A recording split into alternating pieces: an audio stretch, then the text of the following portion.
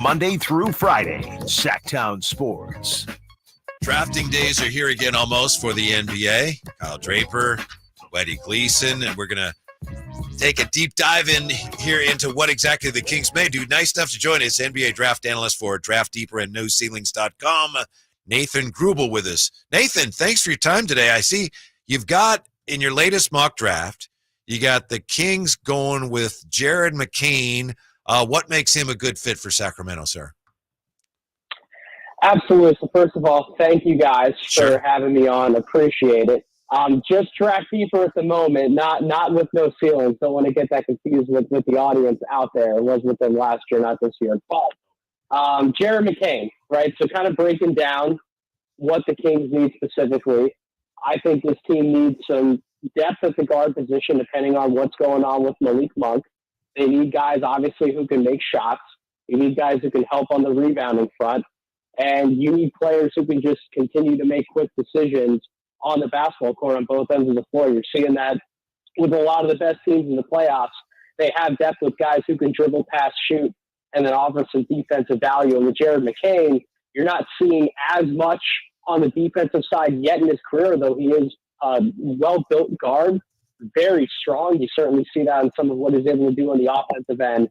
But a good decision maker with the basketball, lethal shooter from all over the floor, whether it's off the catch, off the move, and just someone who you trust with the ball in his hands, making secondary reads and decisions. You're not looking at him going, if he catches the ball and he's run off of his spots, you're not worried about what he's going to do with the basketball next. So I really like Jared McCain as a piece the Kings can utilize either off the bench or even starting in certain lineups, playing off of guys like Domantas Sabonis in the DHO game, playing off of someone like a De'Aaron Fox. Keegan Murray needs to redirect the ball off the catch. You can kick it, make that swing pass to Jared McCain, and he's that type of shooter who's going to knock down that open shot. So I really do like him as one of the targets the Kings could use with that 13th pick. If it isn't McCain, who are some of the other guys you're looking at in that 10 to 15 range that'll still be on the board for Sacramento at 13? So one of my other favorite names, and I know Kings fans would love for, at least enough Kings fans that I see online, would love for the team to go in the bigger wing/forward direction. Colorado's Tristan Da Silva would certainly fit that bill, right? 6'9", 217 pounds, measured in at the combine. Long combo forward, great three-point shooter. And the biggest thing for him is he covers a lot of ground defensively, right? He's not a guy who you would point to as a ball stopper in terms of one-on-one defense, but he plays incredibly well within a team scheme. He keeps his head up, head on a swivel, rotates really well, communicates with his teammates, crashes the glass. He's another one of those guys very similar to when you see Keegan Murray have some of his best spots defensively. It's when he's able to rotate, when he's able to get his hand on the ball, when he's able to play passing lanes, create deflections. You would see a lot of that from Tristan Da Silva in another one of those bigger combo forward bodies. So having another guy on the court to help support that front line while offering some backline versatility and some secondary rim protection alongside a Sabonis, alongside a Keegan Murray, I think that would be a great two-way fit for the Kings in that market. And then if you're going in the guard direction, if you want to continue down that path, focus on another backcourt partner. Devin Carter out of Providence would be another name I would throw out there. 6'3", 193 pounds, elite guard rebounding prospect. When you're looking at his rebounding statistics, at a lot of his advanced metrics, his efficiency, you're thinking Brandon Pachensky from last draft, right? Very similar statistical profile, which his stat profile actually being better than Pod's in some respects. He's not the shooter that Pachensky was in college, but a lot of other areas he's impacting the game very similarly. Crafty finisher, multi-positional defender with a good combination of strength and length. He's someone who, again, he has those professional bloodlines. He's going to come in with a good head on his shoulders. He's going to be a leader from day one. He's going to be someone the Kings could count on coming off the bench and filling a number of different roles for them. NBA draft analyst Nathan Grubel with us here, Drive Guys. And Nathan, you touched on something that I think is just fascinating here when you were telling us about Jared McCain, because you look at how tricky the Kings situation is currently. When they're making their draft picks, they are probably not going to know whether Malik Monk is going to stick around or not, right? So you got to factor in all kinds of different possibilities when you make your pick. Absolutely. The beauty of the unknown, right? You kind of have to plan for every single situation. But listen, even if Malik Monk would be back in the fold, you're kind of looking down in terms of that backcourt depth. You're looking at a guy like Davion Mitchell, who certainly had some up and down moments with the Kings. You're looking at Chris Duarte, who wasn't exactly that consistent presence for them last season. Then you're going down to a guy in the draft who I actually like, who I still think has some upside in Colby Jones. But you're going down the line. You're not really pointing to any one of those guys and saying, yep, they are definitely the first guy that I want off the bench for me, or playing alongside some of these other known commodities in a playoff series, which is where the Kings definitely should be back to next season. That's why maybe go with a guy like McCain. Even if you bring Monk back, you still need someone else to be able to point the finger to and say, yep, they can help us get there.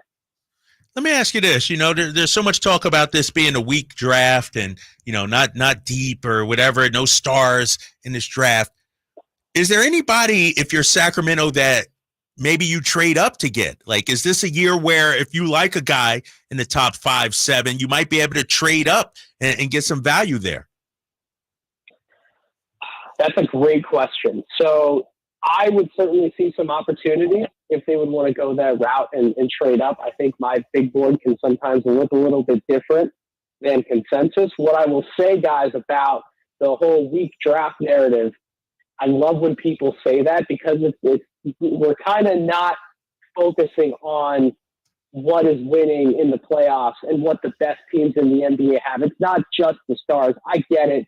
The NBA is built on stars. It's a brand game. You want those guys who are your first or second options on the team. But if you look at Sacramento, you have two guys who are capable of being there, right? You have an all-NBA caliber big man, Sabonis. You have an all-star caliber guard in De'Aaron Fox. That two-man game is what the team's built around. You have a budding star in Keegan Murray. But with all these other teams, you still have to build out the depth around those guys. You need to find quality role players who can dribble, pass, shoot, defend.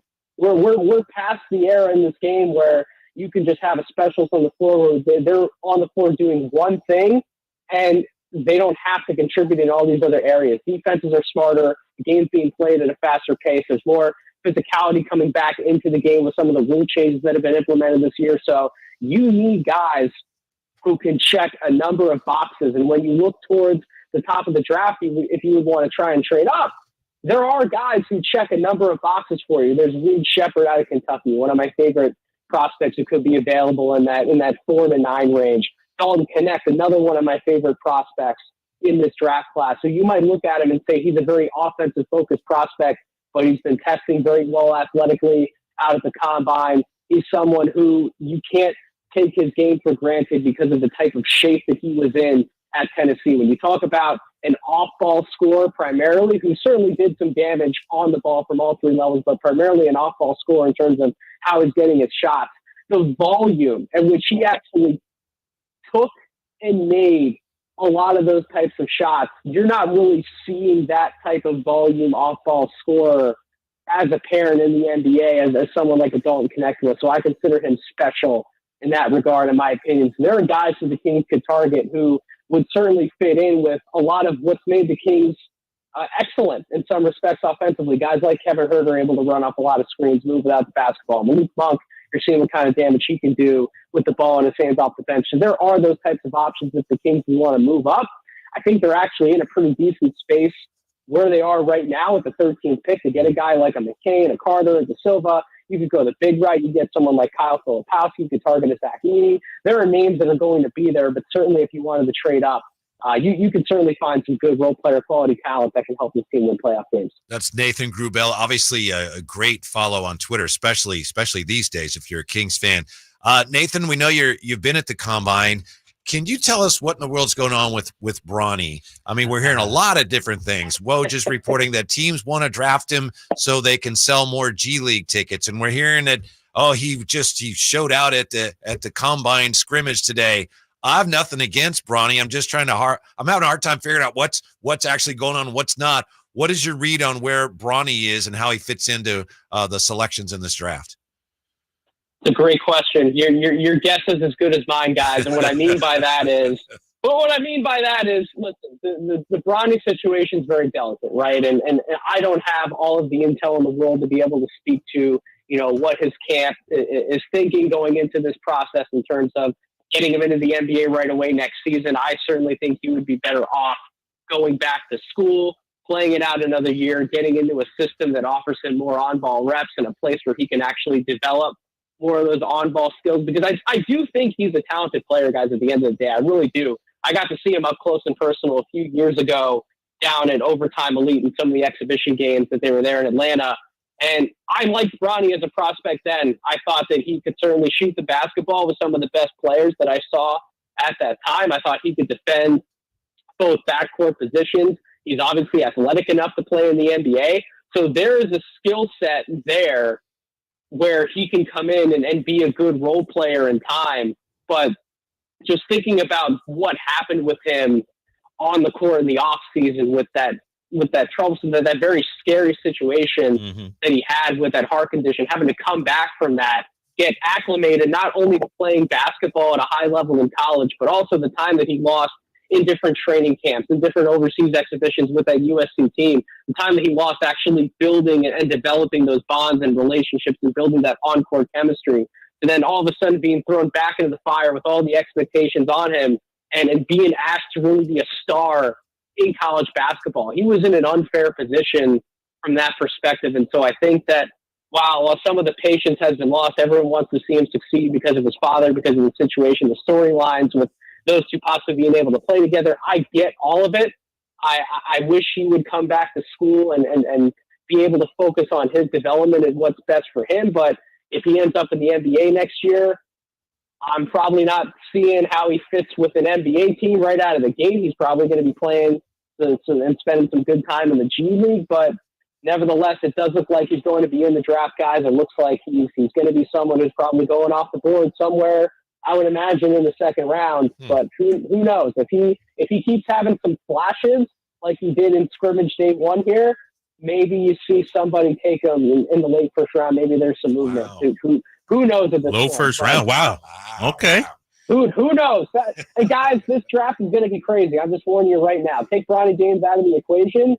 Whatever the mock drafts are saying right now, you're going to have to throw those mock drafts out the first night of the draft, because I guarantee there's some surprises, some trades. There's going to be some chaos. Whatever the mocks say, there's going to be guys going in a bunch of different spots. So get your popcorn ready for draft night. Oh, we're never throwing away Nathan's. No, exactly. We're never. Hey, and I heard Stephen A. talking about Dallas as a possible Bronny James draft target to try and entice LeBron to join Kyrie and Luka. So keep an eye on that. Hey, Nathan, Zach Edey, I see you got him 14th in your latest mock draft. Is he a lottery pick? Has he helped himself there at the Combine? It certainly feels that way from an intel perspective, right? So many respected analysts in the business. I know ESPN's Jonathan Givony has been on this train for primarily the entire cycle. I know a lot of the smart guys at No Ceilings. Shout out to my guys at No Ceilings, by the way. If you aren't following No Ceilings for draft coverage Monday through Friday, I don't know what you're doing. But certainly a lot of the guys over there have respected Zach Edey's game and his evaluation and have him as a lottery-level prospect. And I'm having a hard time not seeing him as, even if he doesn't go right in that top 14, at least going in that top 20 range. Because, look, I understand he's a divisive prospect, right? Some people don't think he can play the full length of an NBA game. He can't play starters minutes. He can't shoot. He's getting lost in defense in terms of pick and roll coverages. But at the end of the day, when you get him the ball on the low block, he can score over either shoulder. He has baby soft touch. I think he moves incredibly well for a big man. And one thing that's been under-discussed in his evaluation is that before he even got to Purdue and was playing college basketball, he was a multi-sport athlete, which I honestly think is fascinating. Think about a guy that size pitching a baseball, throwing a baseball, or playing volleyball, right? The coordination, the core strength that it takes to excel in some of those other sports and some of those other roles. He's translating that to the NBA core, obviously using his size and doing everything that he can do. But think about all they need is going to him, not just playing those other sports, but also excelling at those other sports. And now that he's had time to develop at Purdue, round out his skill set, become a better athlete, learn how to play and become a better defender in space and do everything he does on the block. And you saw him at the Combine now. He's knocking down some jump shots. The stroke's looking good. about all the things that have gone into his development and how far he's come as a player. What's to say that he still doesn't have something left to unlock at the next level? What's to say that this is the best player that Zach Edey's going to be now? And I think that's the idea that a lot of NBA teams are trying to buy themselves into, is that over the last few years, he's developed so much of Purdue to where why would the development all of a sudden stop just because he gets to the NBA? A lot of guys, if they're able to play the minutes, understand how the game's played, process the game at a certain speed, if they're able to check all those boxes, a lot of those guys end up getting better in the NBA. So I think that's what a lot of NBA teams are likely to believe, and that's why I think I would be shocked if he didn't go at least top 20 on draft night, let alone where I would have him at a low lottery grade. Okay, we got one more potential Kings name to ask you about, Nathan, and we're talking with Nathan Grubel, NBA draft analyst for Draft Deeper and NoCeilings.com. You, of course, talked about Jared McCain and De Silva and Devin Carter. There's a name that came up yesterday in our early conversations here. What about De Silva's teammate at Colorado? What about Cody Williams as a potential fit for the Kings? So I think with Cody, you're looking for him to check a lot of the same boxes that De Silva would. I personally think Cody's likely to be gone by the time the Kings will be making their pick at 13. So you asked me that question earlier. If they would possibly be able to trade up to get a guy like Cody Williams, that's possible. What I would say about Cody is that talented player, absolutely. Again, one of those guys, I mentioned baby soft touch with Edey, baby soft touch for Cody Williams on a lot of those runners, on a lot of his spot up threes. He's certainly an open floor athlete. He can get to the rim at will. He's also raw in some areas, though. I would caution expecting too much from Cody Williams out of the gate, just because his brother J-Dub has taken off with the Thunder and become an absolute star for that team. Certainly has to round out the rest of his skill set, his vision, his decision-making, and he really has to become better on the defensive side of the ball. The good news for any Cody Williams supporters that I've kind of said to some people, he's one of these late growth spurt guys. So later in college, he was about like 6'6'1", and he ballooned all the way up to about 6'8", is where he is right now. And when you watch him on the floor, you can tell he's still trying to adjust to his new body and understand that I'm not this little guard anymore, right? I can go into the lane and I can finish over guys because I'm long and I'm taller than some of these other guys who are trying to guard me. I can embrace physicality.